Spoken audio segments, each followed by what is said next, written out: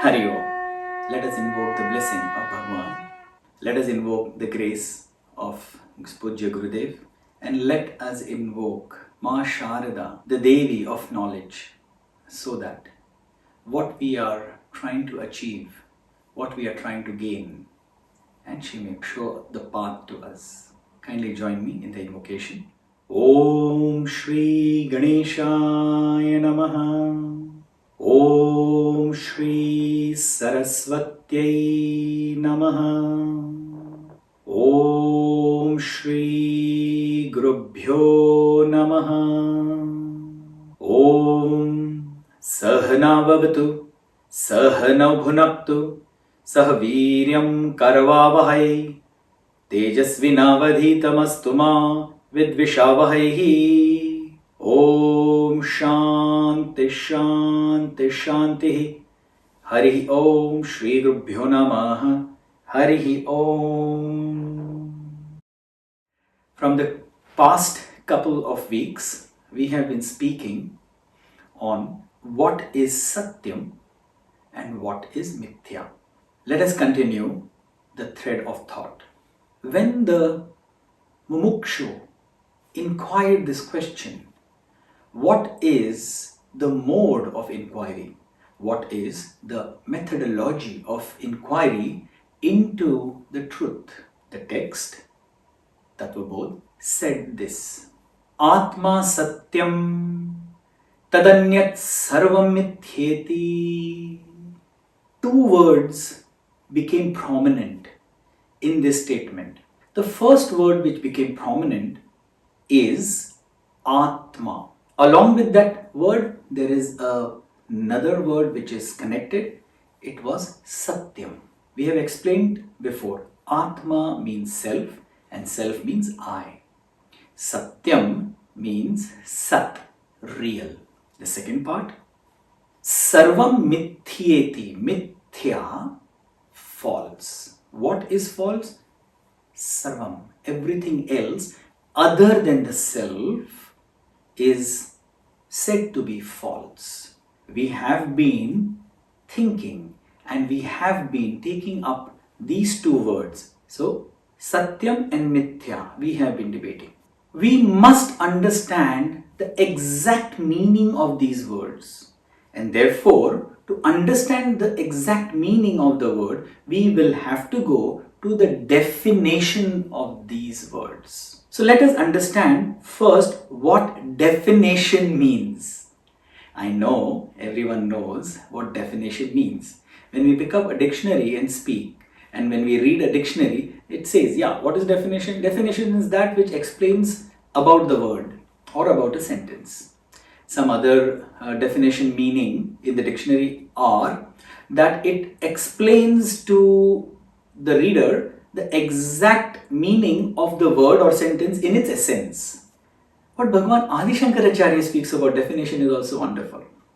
He explains something like this. He says definition of a word should be in such a way that once it has been explained, there should be no shred of doubt in the reader's mind that what it is. That means one has to understand the deep essence what that thing is. When expressed exclusively what it stands for, at the same time what it does not stand for, when this clarity is given, Bhagavan Adi Shankaracharya says that is the real definition. You will see when we start explaining these words. So now that we understand what definition does and what it means, let us proceed. We are explaining the word Sat. We are taking the word Sat. Sat means real. Real means that which is the base. Base meaning, the essence of base is substratum.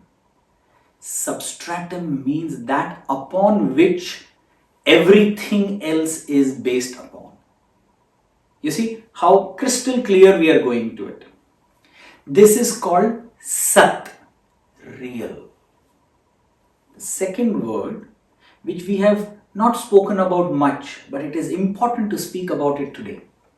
It is called Asat. Now see, immediately our mind must have run to, if Sat is real, Asat means not real.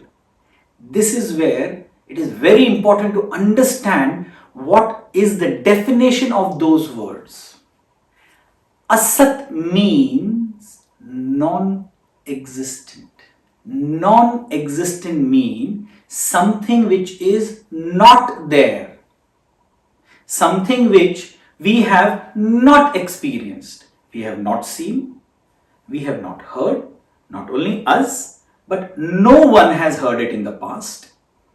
We are not hearing in the present. We are not seeing it in the present. And we will not experience or see it in the future also. Something which is absolutely non-existent. I will come to the examples in a short while. Sat, that which is real, substratum. Asat is that which is non-existent. And now we come to the third word, Mithyaa. Mithyaa means something which appears to be but is not. Something that we can see but it is not really there. Something which we can experience but it is not true. What would you say about something like this? When we see somebody holding a cap and removing a hen out of it, what do you say? We know that cap cannot give birth to a hen. So what we say, it's an illusion, it's only delusion. He is only pulling something in front of my eyes, isn't it? That is what is Mithyaa, which you can see, which you can experience, but it is not true. So now you see, we have three words and their definitions very clearly. The first word was Sat, which means real. When we say the word real, it means the substratum. Asat, that means which does not exist at all. And then Mithyaa, that which we can see, we can smell, we can feel, but which is not real. Sat, which is real. When is it real? Only right now? No. It is real, it is Sat always. In all three periods of time, in the past, in the present, and in the future, it will be unchanged, unmoving. Only that which is constant, unchanging, always can be called Sat. The opposite of it is which is non-existent, Asat, which is never there. Let me give you an example of something which is never there. In the Shastra it is mentioned, sky flowers. Have our forefathers seen trees in sky growing out of thin air? No. So naturally, if there are no trees, there are no flowers. This is an example giving an explanation about something which we have not seen, our forefathers have not seen, our children will not see. We can imagine this, we can read this, we can write about this. In movies, we can make animation about it. But is it really there? No, never. This is the explanation or the example of what is non-existent. About Mithyaa, we have already spoken about the example that how can something come out of something which is not natural. One more example let me give over here. Mithyaa is that by which we try to find an answer and we go in circles. For example, has the hen come first or the egg come first? Has the tree come first or the seed come first? Have we got this answer ever? Has science been able to answer these questions? No. Why? Because it is in Mithyaa. It is within the illusion that we are seeing. In the illusion, just like in the dream, how much ever you try to do and find the truth, at the end you will yet be in the illusion. Therefore, whenever we try to find what is the source or what is the truth in Mithyaa, in illusion, you will only end back into illusion. Therefore, the statement said, Ātmā Satyam. It has clearly indicated that your search, your inquiry, you should seek Satyam. You should follow what Sat says. Once the Sat comes in front of you, once you realize what truth is, you will certainly realize what truth is one. But you will also be able to see what is Mithya. So this is why we follow what Shastra has explained. To reach to the ultimate truth, you have to follow the methodology shown by Shastra, which says the thought process has to be this. What the thought process has to be? That you must follow Satyam, not Mithya. Once we realize Satya, Mithya is automatically dropped off. You don't have to search Mithya. Mithya just goes away. But how much ever you try to follow Mithya, you will never reach the truth. You will never reach Satyam. So 3 words we have understood. Sat, Asat and Mithya. This gets my mind to that aspect of the sentence, which is the second part. Sarvam Mithyeti. So for a moment, we hold on with the thoughts of Sat and let us focus on the thought of Sarvam Mithyeti. What is the meaning of Sarvam? Sarvam means everything else. Mithya means that which is false. So what is that which is false? How do we understand this thing?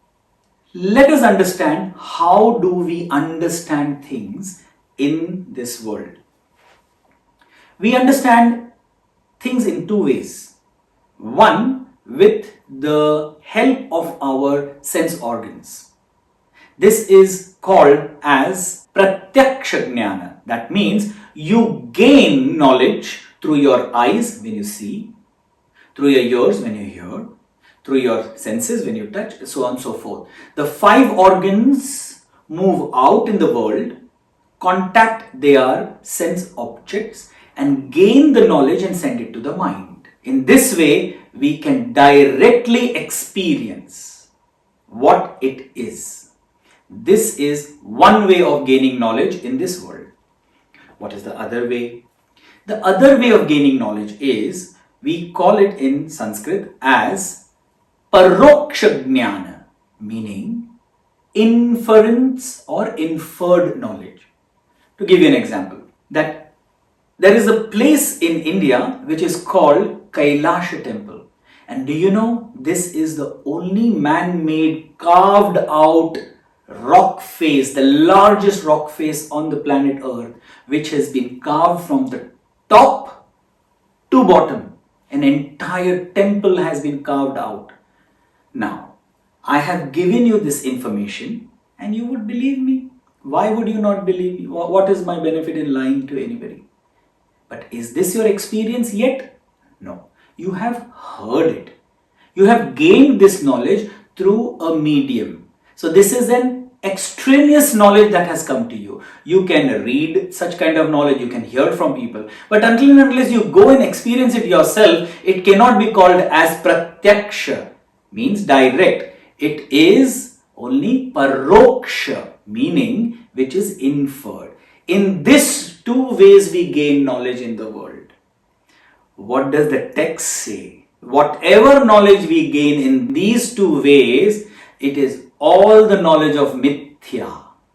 Everything that we gain through the senses or by what we hear or read is all Mithya. But this is how we know everything in the world. The entire thing that we know is only known by this. Therefore, the text clearly says, Ātmā is the only thing which is Satyam. Tadanyat, rest other than it, everything is false. Why? Because all the knowledges that we are speaking about, which is seen, which is gained, they are all knowledges which are transient, which are ephemeral, which don't remain the same. Today they are this, in some years they change to something else. they are constantly in a state of flux. And as we have already understood few minutes before, what is the only thing Sat? Sat is that which is the same way in the past, in the present and in the future. In all three periods of time, that which remains the same. So none of the knowledges that we gain through these two mediums remains same. But we experience them, we see them, we smell them, we touch them. But we can't explain what they are. Why? Because they keep changing. There is a beautiful word for this also. It is called anirvachaniya. Anirvachaniya means inexplicable. Therefore, science has yet not been able to solve the basic question, how did all this begin? Because we are searching the truth in the way the world is. And how the world is Mithyaa. But there is another way, a third way of knowing something. What is that? It is called aparoksha anubhuti, means not knowledge through sense organs, which is we call it as direct knowledge. Because we feel, oh, I'm seeing it, it's directly in front of me. I can feel it, taste it, touch it. Not by inference because somebody is telling me, some book has been telling me. But there is a third way of knowing, which is not direct, which is not inferred, but it is immediate knowledge. To know this, I'll give you an example. Imagine ourselves in pitch dark room. So dark that you cannot even see your own hand. And then I ask you, oh, do you see a match somewhere? Is there a match? What would you say to me? I can't know it because I can't see it. Wait for the light to come, then I will see it. It is understandable, but you can't see anything when it's so dark. But if I ask you, are you there? Will you say, wait for the light to come? No. Whether it is completely dark or completely light, you always know you are there. That is called self-effulgence. This is called what is aparoksha anubhuti. You do not need any support. You do not need any equipment. Leave alone your own senses. Leave alone your mind. Leave alone somebody telling you. You always know you are. And this is just not my experience. It is everybody's experience. Therefore, somebody cannot tell, yeah, but I know Ātmā because you have told me. No, I have just informed you that what you think you are is some limited being. It is not. You are the self. You are the truth. But we have been experiencing this all the while. Therefore, nobody can ever tell us that you are not there. Yes, they can say, oh, you are 5 feet 2 inches. Oh, your name is Jagdish. Oh, you are this. Oh, you are that. Everything they can tell. But only you can say that you are. Why? Because it is self-effulgent knowledge. This is what they call in Shastra as aparoksha anubhuti. So, that means I, the body and the intellect and the mind is the self. Think deeply.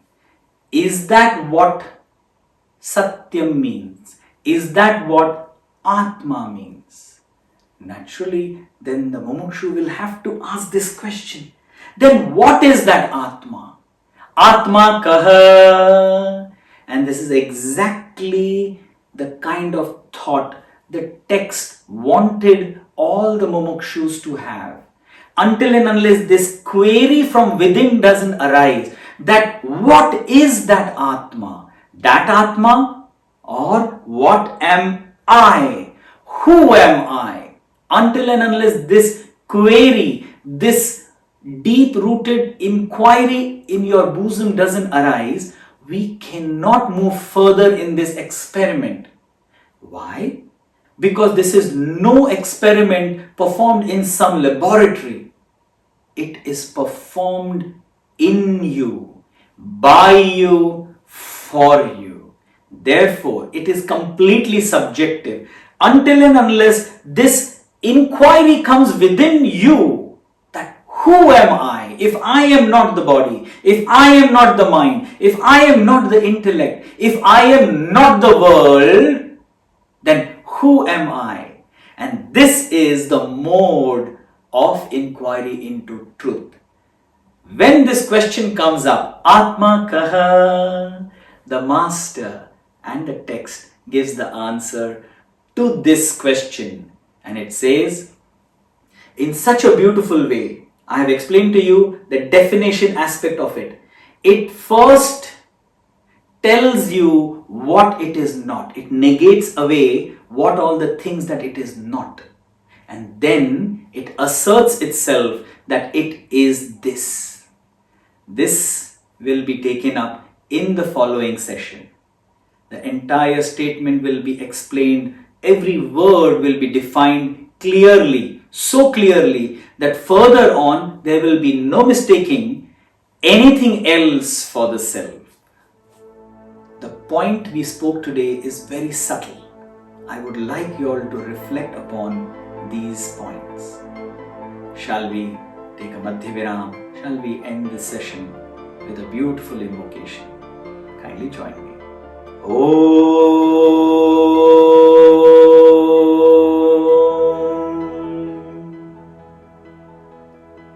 Purnamada Purnamidam Purnat Purnamudachyate Purnasya Purnamadaya Purnameva Vashishyate. Om Shanti Shanti Shanti. Harihi Om Shri Gurubhyo Namaha. Harihi Om.